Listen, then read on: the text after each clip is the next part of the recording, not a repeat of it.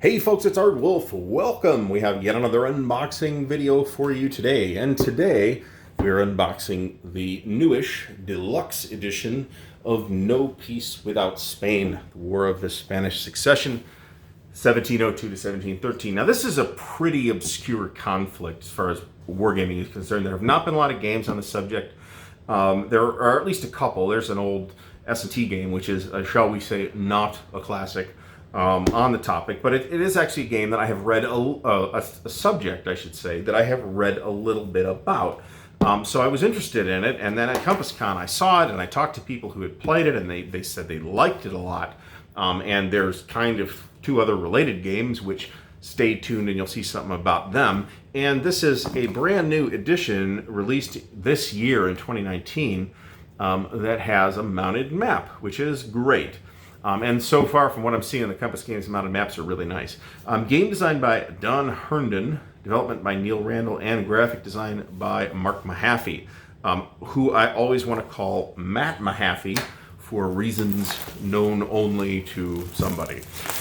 So let's take a look at what we got here in No Peace Without Spain. This is the second edition I think the Compass has done of this.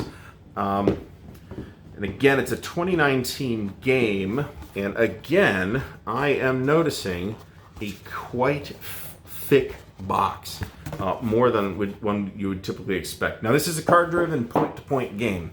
This is intriguing. So what we have here, and I am not 100% sure of the details of exactly how this works, but you can combine No Peace Without Spain with one of the other games in the series. So I don't know if this is like errata stuff to paste on your board for a pragmatic war, which was the previous release. So it definitely looks like this is errata stickers to me, which is nice. It's real glossy though. I wonder if the map's that glossy. So we'll see in a minute. We got a card deck. This looks like roughly, well, those are some pretty straightforward cards. I know there's events on the cards, and they're not all just numbers. But pretty handsome looking cards, I think, and a really nice card design. I think there's a couple different decks in here. We got a bag of dice. These look like kind of standard dice that got shipped over here from somewhere in Asia. And we have quite a few components. So let's take a look at the guts of No Peace Without Spain. Okay, cool. There's a bunch of little baggies, which is cool. I will use these. It's card-driven games with mounted maps are always tough to get back in the box, sometimes even if there is a 3-inch box. So this game will almost certainly end up in baggies. So we'll deal with that at some other time. I'll put those in the growing pile of baggies. So we have here the rulebook. Yep, you really? Okay, wait a minute. Is there one book or two? There's one book. Which is totally fine. Yeah, okay, so it's all in here. It's a 32-page book. It's full color. It's on kind of a very glossy magazine stock, very colorful, very eye-catching. Looks like it's pretty well illustrated. With not super duper small print. It's not enormous print, but it's not super small. So we got some battle rules here. We got some siege rules here. Spanish events phase. So starting on page 25, we have scenarios. And it looks like we have 3 different scenarios here. And there is, thank goodness, an example of play, which unfortunately doesn't appear to have any illustrations in it. So that's unfortunate, but I'd rather see an example of play with no illustrations than no example of play. Which at this point, there's actually an illustration here that's showing you something of what's going on. At this point, I feel if a war game doesn't have an example of play, I mean, I don't know what the folks that do it are thinking. Fortunately, Compass has come through on this particular one. So nice looking rule book. There is no playbook. It's all in here. So that's interesting. We have a couple of player aids. They are 11 by 17 fold-out player aids. So again, quite handsome, and they look very readable. These do look like they have a decent chunk of the rules on them too. That can be good and that can be bad. When it's good, the player aids act as a supplement to the rulebook that you could refer to quickly in play. And when it's bad, it can mean that there are rules that are not in the rulebook that are on the player aids, and that I don't like. We also have some counters. We have 2 counter sheets with a whole bunch of blanks. These are, looking at them, I'd say they're about 5/8 inch with counters with the pre-rounded corners, which is always nice to see. We, of course, have a bunch of different countries because a bunch of different countries got involved in this conflict. We have some markers, but not very many. We got a bunch of blanks, too, which, you know, on the one hand, they're wasted counters, but on the other hand, I do have stickers for a bunch of counters.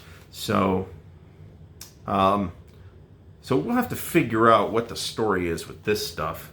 That may be a question for Consim World. But 2 counter sheets. Now, these are, we've been unboxing a fair number of Compass games on the channel, as you know, and they have pretty much been on the pretty thin white core stuff. These are not. These are on quite thick brown core stock. So these are some heavy-duty counters, and I like that a lot. Because it is a card-driven game, and because it has a mounted map, which we will look at now, there is no way you're going to get a counter tray in this box and the deck of cards. That is irritating, but all it means ultimately is that we will need to use baggies for the counters.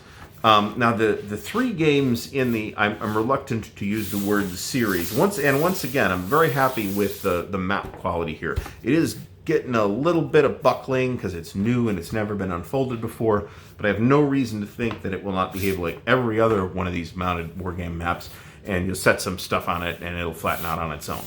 Very attractive map. At a glance, it looks pretty clear.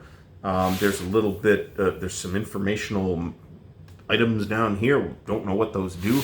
We do have some army holding boxes, which you can hopefully get on screen there, and a general records track up at the top.